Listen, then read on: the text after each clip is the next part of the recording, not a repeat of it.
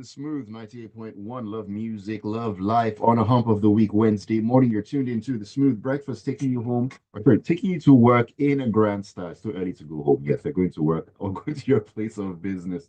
Welcome along to the ride with us. My name is Ayokunmi, and it's that time to take a dive into the papers and, of course, take a look at the headlines making the rounds. Analysis will follow, as well as your comments and contributions as well. This is Freshly Pressed on a Wednesday. Welcome, welcome, welcome once again.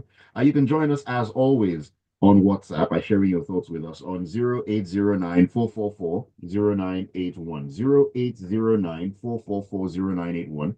That is the WhatsApp number. You can also join the live stream on YouTube. We're streaming at Smooth 981 FM Lagos. Smooth 981 FM Lagos. Joining me this morning to take a look at the stories and, of course, give their analysis as well.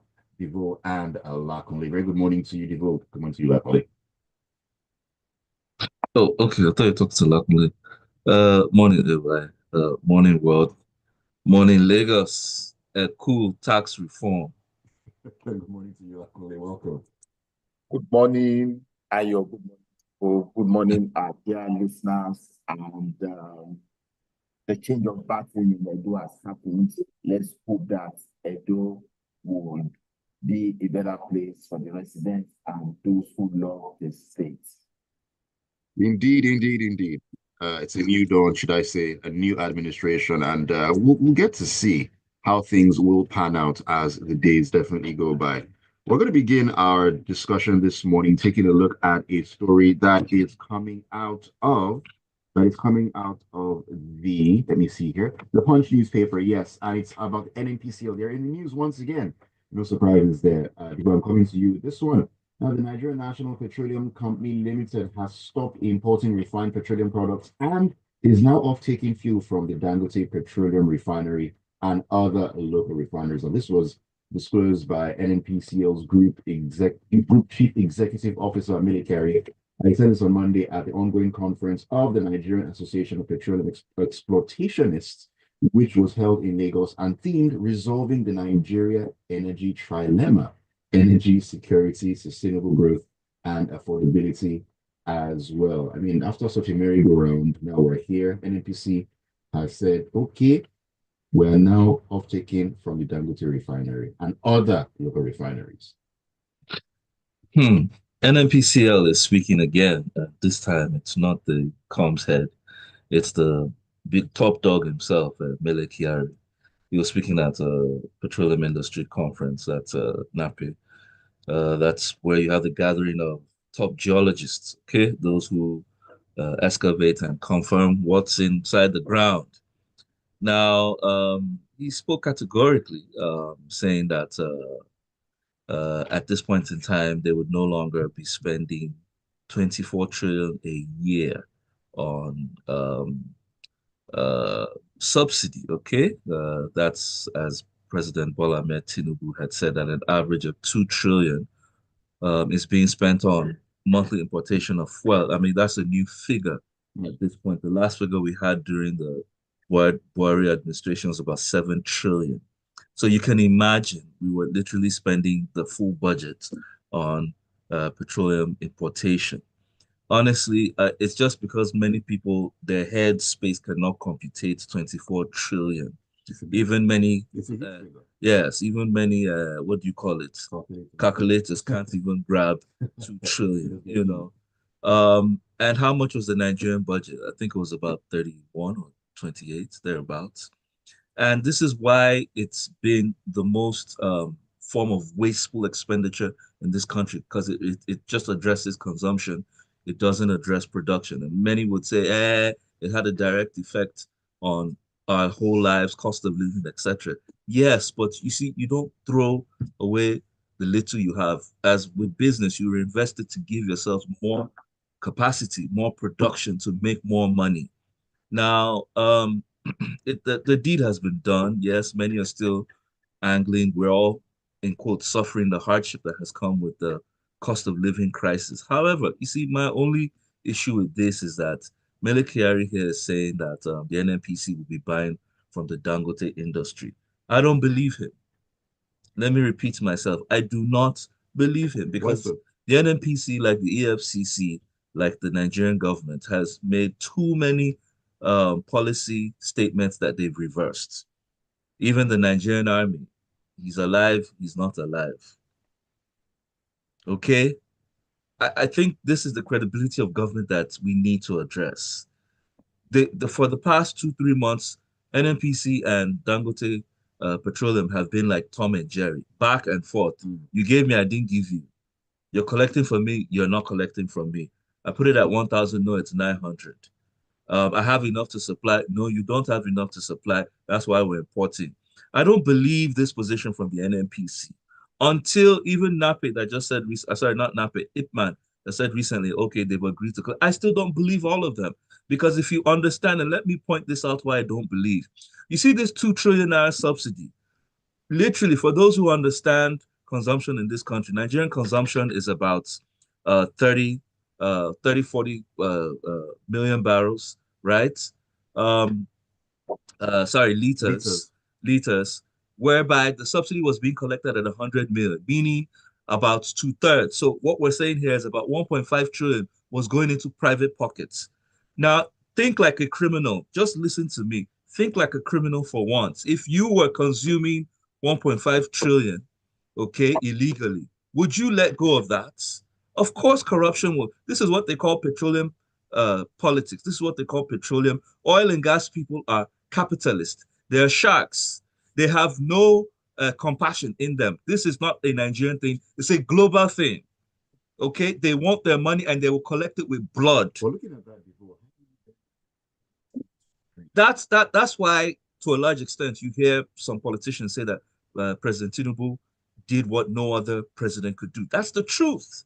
He took a major decision to remove subsidy and for harmonize FX. And it's not so much because he was that strong. Nigeria was broke. We had no money left. I mean, what was left for was for our creditors to begin to say, okay, give me your airports and your solid mineral industry. Give me your petrol. That's what was left for Nigeria.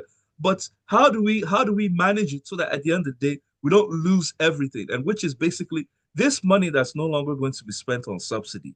My take, my recommendation to government is we need to start having conversations on how do we use this in quotes 24 trillion or 2 trillion per month on now making life easier for Nigerians. Let's start discussing acceleration of the CNG project, which is what do you call it?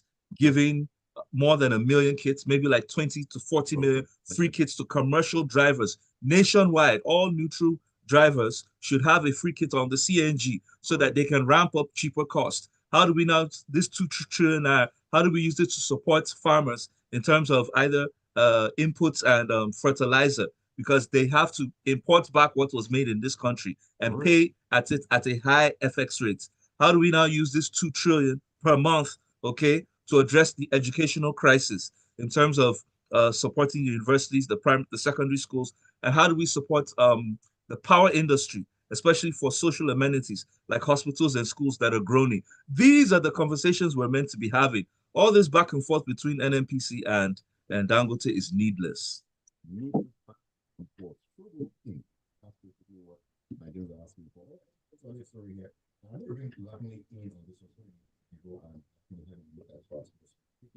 It out of the Guardian.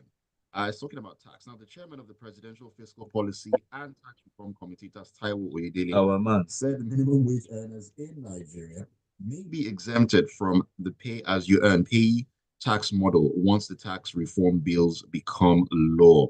Of course, made this disclosure during a question and answer session to educate Nigerians on the proposed law. Devoe, Lakunle, I'll tell you, Devoe, just give us clarity onto what this means for the average Nigerian and every Nigerian. Yes, basically, there's not enough time, and the clarion call now by citizens to the National Assembly is to read READ. The only reason the northern governors are pitched against it is because they haven't read it. The few members in government or even out of government who have read it see that the Taiwo Oyedele-led tax committee have done a fantastic job. Okay, and we don't have enough time to go through everything, but we're going to go through a few so that you have an understanding of what has been done. It's no surprise. I mean, Tinubu, his background is accountancy. He did it in Lagos. Now he's doing it at the federal level. What's good to be honored should be honored. Now, let's break down a few of the advantages of this new reform. Like I said, generally, what they observed or what they found out was basically a lot of poor people, low income earners, are the ones paying the bulk of the Nigeria's tax, which is not right. And what that means is, especially in a country where a few percent of people, like 5% of the country, they call them the 1% of the 1%, they have all the money. And then the major 80%, 90% have nothing. Okay. And why are you putting the burden on these people to pay the tax that would take care of the few rich? So here, what they've said is that under the payee tax model, that those who earn 1.7 million or less, that's if you're earning about 150,000 a month or less, you're going to pay very minimum tax. And those who are on minimum wage will pay no payee tax at all. Okay. Now, when they do the distribution, the new distribution for VAT, value added tax, the federal government will take 15%. And because it's a tax gotten at the sales, at the state level, right, because of sales, the states will take about 50%, while the local government will take 35%. Those governors that are pitched against it should see these facts and see that it's actually going in their favor. Yes, what is important is because the current tax system is absolute. Absolute meaning it does not recognize who gave what. That was what Wike took some states to task on. That if I make more sales tax in my state, then I should collect it. Why should I contribute to the center and then you share even? That's one level. Lagos State even joined on that because a lot of commercial activity takes place in Lagos. So why do we make the money and then you also share it with people who have not made the money? Now, you can understand why some states that don't have much commercial activity are jittery, okay? Secondly, another violation, or what I call it foul play, was a lot of northern states that have Sharia law in place do not allow sale of alcohol, okay? Sale of alcohol attracts one of the biggest VAT contributions, right? Now, you don't allow alcohol sales, yet you want to eat from those who allow it. Come on, man, come on. I mean, that's not clearly fair. And Sharia teaches fairness. Now, the truth is this, right? This is one aspect that many people have kicked against on. And what we're saying is that another aspect that's not written in this article is that for those in business, which the bulk of Nigerians are, right? If you make less than 25 million naira per annum, you're not going to pay tax. Okay. That's a big relief for a lot of people who are struggling to get by, a lot of people who are struggling to keep their businesses afloat. You will not have the tax man after you. And think about it, the poverty capital or section of this country is the North, okay? That it's not a yab, it's just the truth about their income status. And here the tax reform is saying, we're going to take away this burden from your citizens. Ask me, after hearing all of this, why would northern state governors not take a decision that is in the interest of their own citizens? The $1,000,000 question. Lakunle. Lakunle, I'll get your thoughts and keep the conversation going right here on Freshly Pressed on Smooth 98.1. Keep it tuned. I'm not hearing you at all. Lakunle, you said? I think it's because of the angle of. He can't hear me. How about now? No, me. Hear you now. Is you? I'm not hearing. I can hear you. This system, like the mic is like very one direction. Yeah, but what I notice is you people should have multi-directional mics in that. When you start talking, we won't hear you. It's the system. That's how the system is. I don't know why they. Now I can hear you very clearly as you're speaking now. Yeah, because I adjusted the system.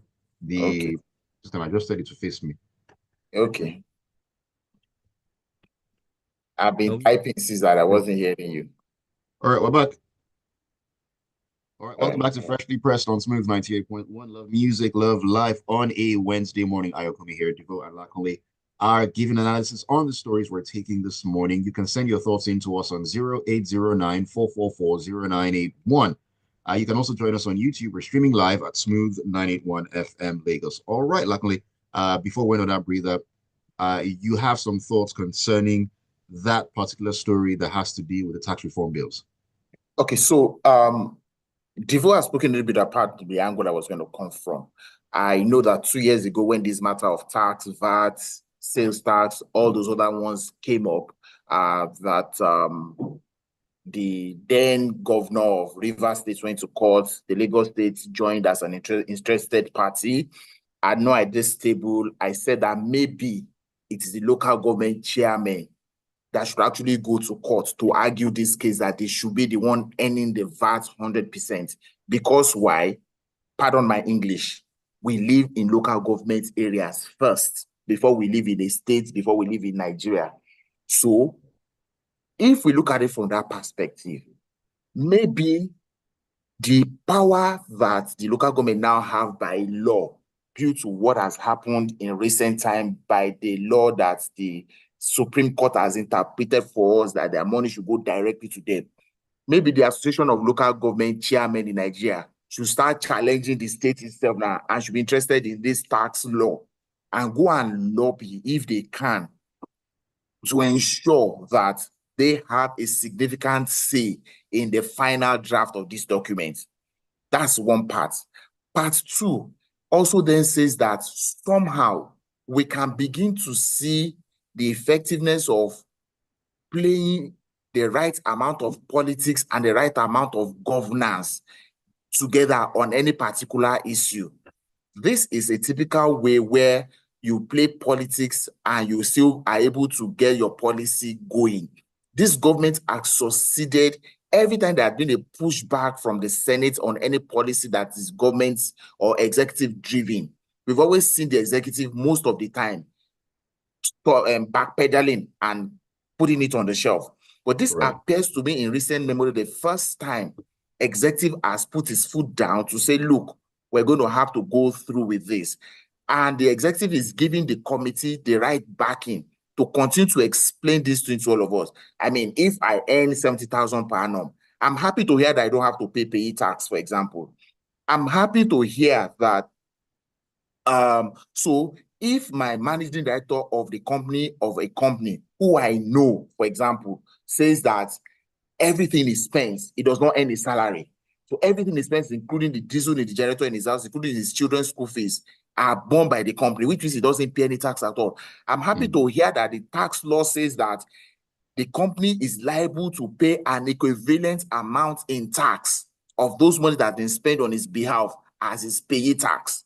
I'm happy to hear that people cannot hide under various excuses. So now it also comes to the part of the morality and the ethics of the practice of accountancy. You see, like my people used to say that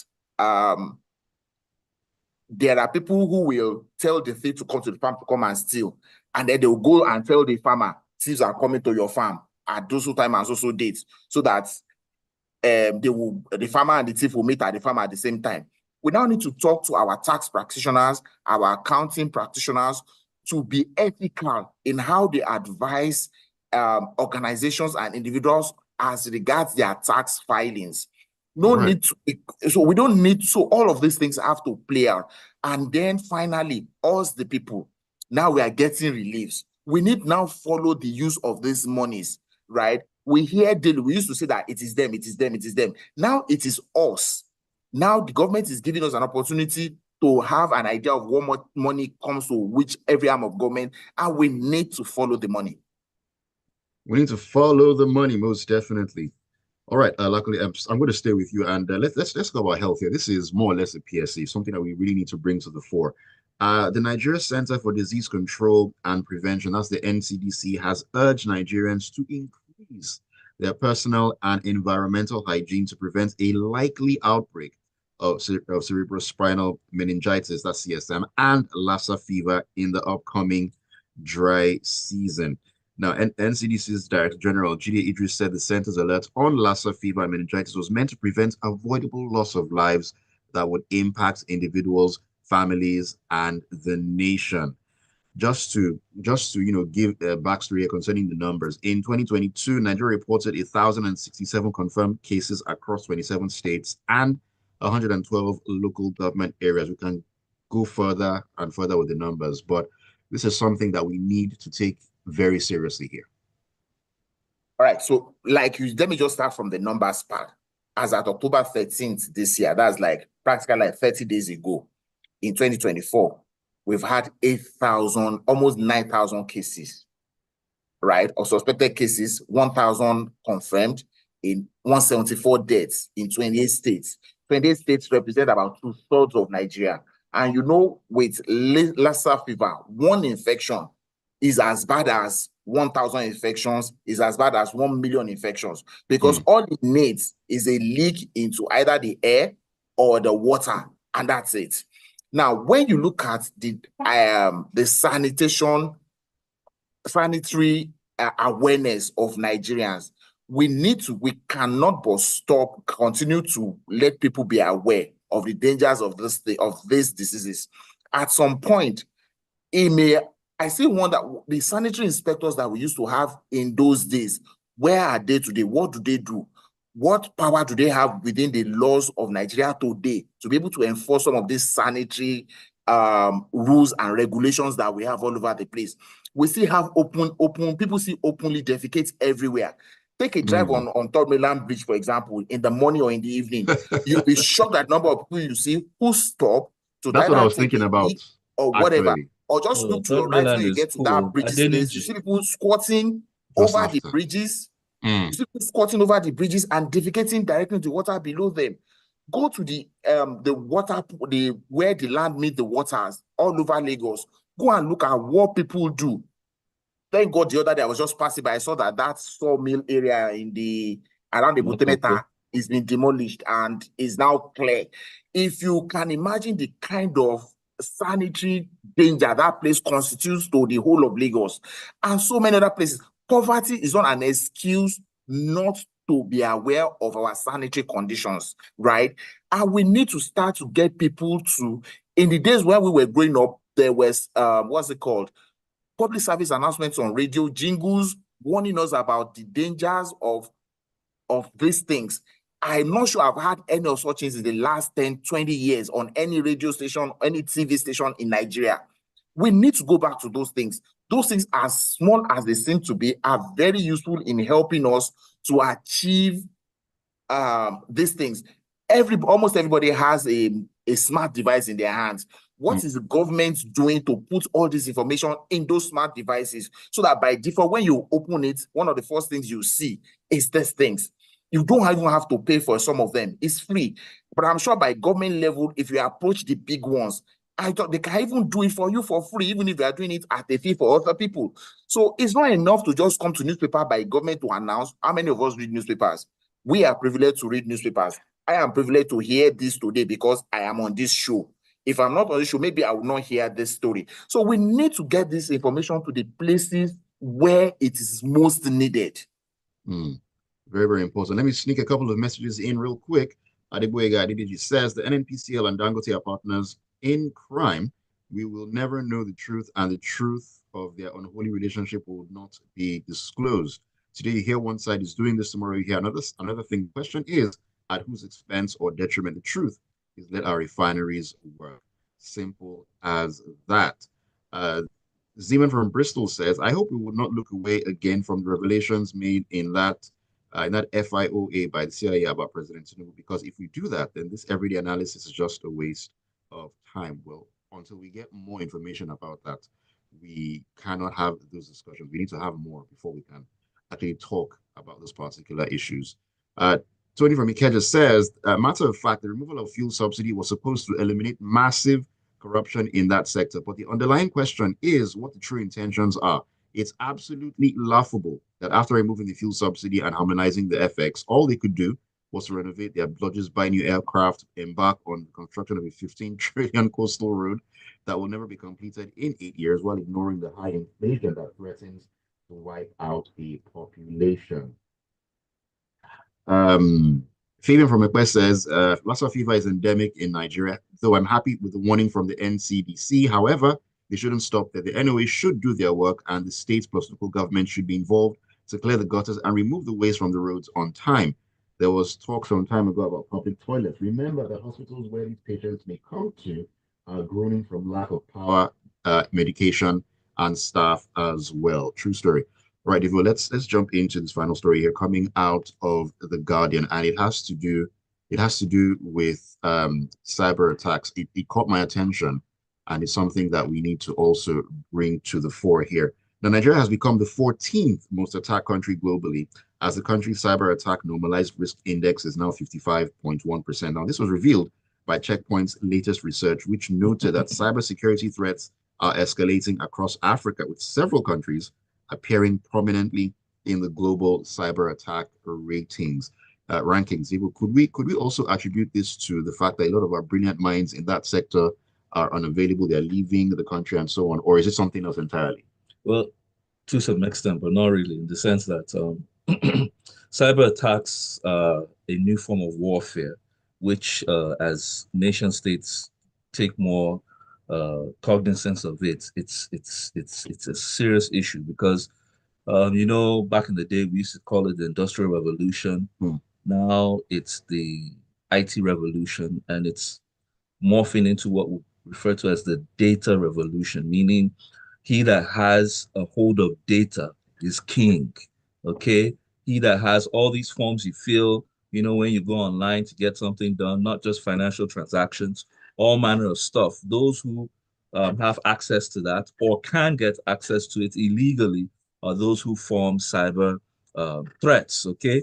And the softwares, the hardwares, and all the technology involved in preventing this is expensive. And not only is it expensive, it's ephemeral. Sorry, that's a big word. What that means is even if you buy a technology today that protects you, the cyber terrorist, okay, they could be a small boy somewhere in Estonia. It could be an old man somewhere in South Africa. It could be one white man in America. They work 24/7. They call them the dark web. They work to overcome what do you call it? What is a current capacity and even trump it. So it's something that governments, private sector entities have to take seriously to ensure that they protect their customers' data, their citizens' data. Two, I mean, the threat of identity theft. You know how sometimes you put a password in. I mean, I was affected too. There was a day I came back about 2 years ago and saw that my account was liquidated. Oh, wow. And what happened? The ATM card that we were given, I didn't give my PIN out, but because of the number in front and the number in the back, you could take transactions internationally. So the bank was showing me, first of all, how they removed my money. They took away 5,000, it went. They took away 50,000, it went. They took away 500,000, it went. That was a good account. And that's, yes, and that's how they wiped out the whole thing. Yes, I have to say that CBN did come to my rescue and the money came back, but that's me. So I'm saying this openly because for those who don't have the contacts that I have, what happens? You know how many people who were screaming at CBN and then the Consumer Protection Society because of some of these cyber attacks. Two, it's not just Nigeria; it's a global threat.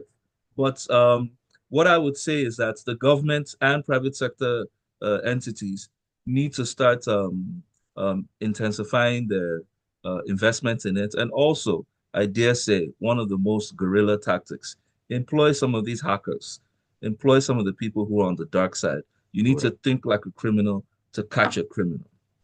All right, thank you for that, Devoe. Let me take messages as we get on out of the studio this morning. Joey says the government is kind of being disingenuous. All the tax incentives you mentioned are already in existence in the current tax laws. Can you speak to that, Devoe? Not to the tune that it was reformed. He's talking about the incentives. All right. Michael says, let those jingles come back, telling the people what risk is involved in bad hygiene. The media can do this as CRS, bombard the public. I mean, I've almost been slapped for telling someone not to litter the road while driving. I can understand that. Yes, bad behavior is not culture. In some countries, if you catch or kill 1,000 rats, you get paid. Why can't we do that too? Dakbo from Aluko Estate says, the oil cartel is a very big mafia. And as Devoe categorically stated, these people enjoy Nauf money as sharks and will sweat and pay with blood just to maintain and enjoy their $1 trillion subsidy privileges. And finally, Joseph Meunier says, Devoe said it all, the shenanigans and corruption going on the downstream and oil sector. Remember the merry-go-round among the NNPCL marketers at Dangote. NNPCL deliberately fixed the minimum pump price at 1,025 naira. Others sold for 1,080, 1,100 per liter. Marketers said they will rather import cheaper fuel than Dangote. Long message.